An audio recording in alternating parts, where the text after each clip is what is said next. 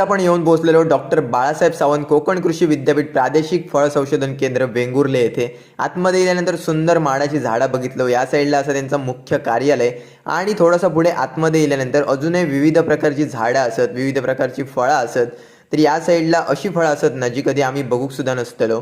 अशा फळांवर इकडे संशोधन केलं जाता. तर ह्या झाड कसलं असं कमेंट करून सांगा. कशाचं झाड आहे? कैलाशपती फळ. कैलाशपती. मी तर फर्स्ट टाइम बघतोय. बघू शकताय अशा प्रकारचं आहे, सुंदर मस्त, आणि अशा प्रकारची फुलं येतात त्याला. हे बघा, कोणी कोणी बघितलंय कमेंट करून नक्की सांगा. हा की नाही एकदम जबरदस्त. बघून झाल्यानंतर त्याच्या थोडासा पुढे असलेल्या आदर्श कृषी पर्यटन केंद्रावरती येऊन पोहोचलो. इकडे सुद्धा सुंदर सुंदर झाडं होती. तर इलेल्याच अशा प्रकारचं सुंदर फूल बघितलं. आणि मंडळी महत्त्वाचं म्हणजे पर्यटन केंद्र अगदी सुंदर, टापटीप आणि एकदम व्यवस्थित ठेवलेला होता. तुम्ही जर कधी वेंगुर्ल्यात इलात ना तर अवश्य भेट देऊन जावा. आणि फिरता फिरता आम्ही अजून सुद्धा